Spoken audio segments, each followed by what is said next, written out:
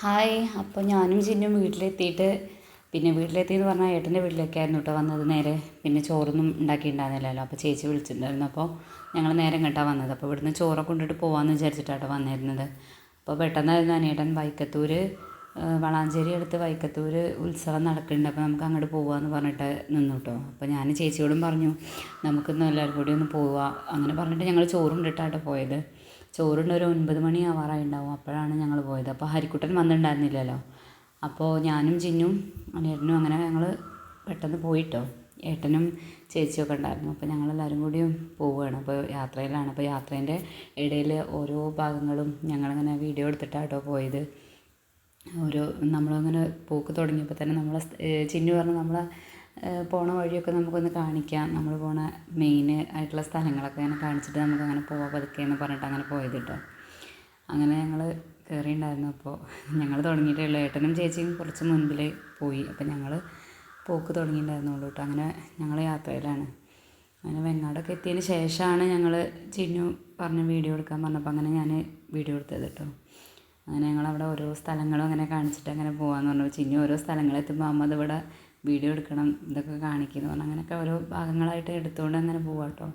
ഇതിൽ മുഴുവനായിട്ട് നമ്മൾ റോട്ടിൽ കാണിക്കുന്നത് റോട്ടിലൂടെയൊക്കെ പോണ വഴികളും കാര്യങ്ങളുമാണ് ഈ വീഡിയോയിൽ മെയിനായിട്ടുള്ളത്. അപ്പോൾ ഞങ്ങളെ യാത്രകൾ എന്ന് പറഞ്ഞാൽ ഉത്സവങ്ങൾ എന്താണ് ഇപ്പോൾ ഒരുപാട് ഉത്സവങ്ങൾ കഴിഞ്ഞല്ലോ. അപ്പോൾ ഏകദേശം ഉത്സവങ്ങളൊക്കെ അനിയേട്ടൻ ചിന്നുവിനെ ഹരിക്കുട്ടനൊക്കെ കൊണ്ടുപോയി കാണിച്ചിട്ടുണ്ട് കേട്ടോ. അടുത്തടുത്തുള്ള ഉത്സവങ്ങളൊക്കെ നമ്മുടെ നാട്ടിലെ അടുത്തടുത്തുള്ള ഉത്സവങ്ങൾ ചിന്നും ഹരിക്കുട്ടനും കുറേ സ്ഥലങ്ങൾക്ക് ഇപ്പോൾ അങ്ങാടിപ്പുറത്തേക്ക് തന്നെ ഇപ്പോൾ അവർ 3 പ്രാവശ്യത്തോളമൊക്കെ പോയിട്ടുണ്ടാവും ഓരോ തവണയായിട്ട് തന്നെ. അങ്ങനെയൊക്കെ അങ്ങനെ പോകുന്നുണ്ട് കേട്ടോ അവർ.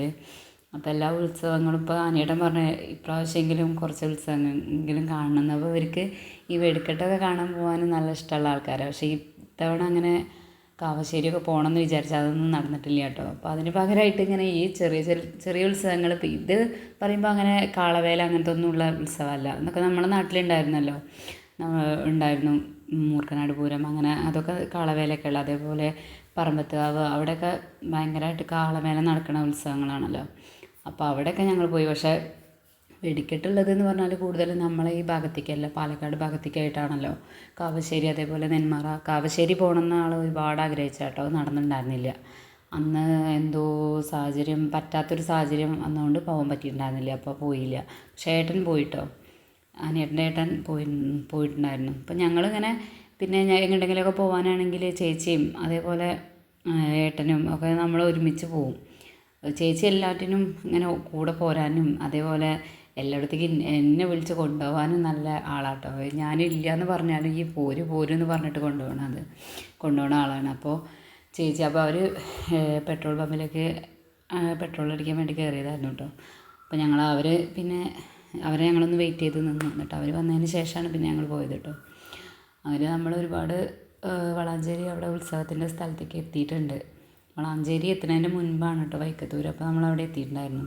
അപ്പോൾ ഞങ്ങൾ എല്ലാവരും കൂടി റിജു വന്നിട്ടുണ്ടായിരുന്നില്ല കേട്ടോ. റിജു എന്ന് പറഞ്ഞാൽ ഏട്ടൻ്റെ മോൻ. അവനെ ഞാനൊരു ഷോർട്സിൽ അവനെ തന്നെ കാണിച്ചിട്ടുണ്ട്. അവൻ്റെ ബർത്ത്ഡേയും കാര്യങ്ങളൊക്കെ ആയിട്ട് അവനെ കാണിച്ചിട്ടുണ്ട്. ആദ്യമൊക്കെ മുൻപൊക്കെ നല്ല മടിയായിരുന്നു കേട്ടോ വീഡിയോയ്ക്ക് മുന്നിലൊക്കെ വരാൻ. അതും ഞാൻ പറഞ്ഞിട്ടുള്ളതാണ്. അപ്പോൾ ഞങ്ങളവിടെ എത്തിയിട്ട് ഞങ്ങളങ്ങനെ നടന്നു പോയിക്കൊണ്ടിരിക്കുക കേട്ടോ.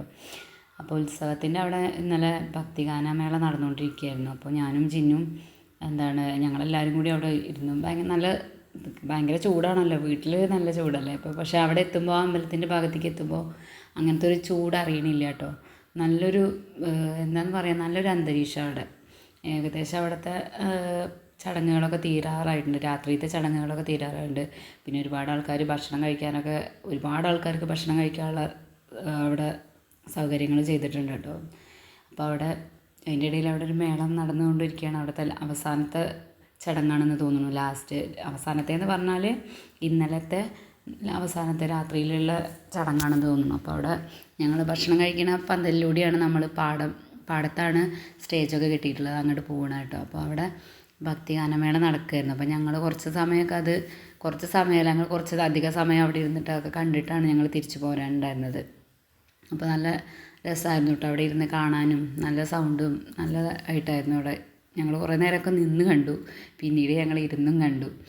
എന്താണെന്ന് വെച്ചാൽ അകത്തിരിക്കുന്ന ചൂടൊന്നും നമുക്ക് അവിടെ ചെല്ലുമ്പോൾ അങ്ങനത്തെ ഒരു ബുദ്ധിമുട്ടൊന്നുമില്ല. നമ്മൾക്ക് ആശ്വാസമായിട്ട് കുറച്ചൊക്കെ സമയം നമുക്ക് അവിടെ ഇരിക്കാനും പിന്നെ ഒന്നാമത് നമുക്ക് രാത്രിയിൽ കൂടുതൽ സമയം കറണ്ട് പോവുക കാരണം നമുക്ക് ഭയങ്കര ചൂടാണല്ലോ. അപ്പോൾ ഞങ്ങൾ പറയും ചെയ്ത് ഇങ്ങനെ യാത്ര ചെയ്യുമ്പോൾ വലിയ കുഴപ്പമില്ല, പക്ഷേ വീട്ടിലേക്ക് കയറിയാലാണ് ആകെ കുഴപ്പമെന്നൊക്കെ പറയുന്നുണ്ട് കേട്ടോ. അതിനിടയിൽ ഞാനും ചിന്നും കൂടി വീഡിയോ ഒക്കെ എടുക്കുന്നുണ്ട് കേട്ടോ. അവളും ഞാനും കൂടി അടുത്തിരുന്നിരുന്ന കേട്ടോ. അപ്പോൾ ഇപ്പം എന്താണെന്ന് വെച്ചാൽ ചൂടുള്ള നല്ല കാലാവസ്ഥയിലൊക്കെ പേടിയാണേനും നമ്മളെവിടെയെങ്കിലുമൊക്കെ ഇരിക്കുമ്പോഴും ഭയങ്കര പേടിയാണല്ലോ. ഇരിക്കുമ്പോൾ നല്ല അകത്താണെങ്കിലും ഇപ്പോൾ പേടിയാണ്. കാരണം പാമ്പിനെ കുറിച്ചിട്ടൊക്കെ അങ്ങനെ പറയണ കേൾക്കുമ്പോൾ നമുക്ക് ഇപ്പോൾ പേടി തോന്നുന്നുണ്ട്. മക്കളെയൊക്കെ കളിക്കാനും പുറത്തേക്ക് വിടാനൊക്കെ ഇപ്പോൾ ഭയങ്കര പേടിയും ഇതൊക്കെ തോന്നുന്നുണ്ട്. അതിൻ്റെ ഇടയിൽ ഞാൻ അനിയനോട് ചെന്ന് പറഞ്ഞതായിരുന്നു കേട്ടോ ഐസ്ക്രീം വാങ്ങിക്കാൻ. അപ്പോൾ ഞങ്ങൾക്ക് 3 പേർക്കും കൂടി വാങ്ങിച്ചു തന്നു. ആൾക്ക് വേണ്ടാന്ന് പറഞ്ഞു. ആൾ കൂടുതൽ അങ്ങനെ തണുപ്പുള്ളതൊന്നും അങ്ങനെ കഴിക്കലില്ല കേട്ടോ. അപ്പം ഞാനും ചേച്ചിയും ചിന്നും കൂടി അതൊക്കെ കഴിച്ചു. ഞങ്ങളതൊക്കെ കഴിച്ചിട്ട്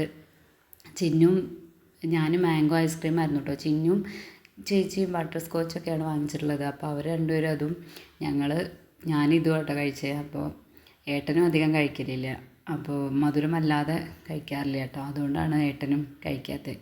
അതിനിടയിൽ ഏട്ടന് പാടാനൊക്കെ പറ്റുമോ എന്നൊക്കെ നോക്കിയതായിരുന്നു. ആളോട് പാടാനൊക്കെ പറഞ്ഞിട്ടുണ്ടായിരുന്നു. ആൾ അത്യാവശ്യം ഒരു പാടുന്ന ആളാണ് കേട്ടോ. നമ്മുടെ നാട്ടിലൊക്കെ പരിപാടികൾക്കൊക്കെ പാടുന്ന ആളാണ് ഏട്ടൻ. അപ്പോൾ കുടുംബം മൊത്തം ഇങ്ങനെ പാട്ടുകാരൊക്കെ ഉണ്ട്. അപ്പോൾ ഇഷ്ടപ്പെട്ടാൽ ലൈക്ക് ചെയ്യുക, കമൻറ്റ് ചെയ്യുക, സബ് ചെയ്യുക കേട്ടോ.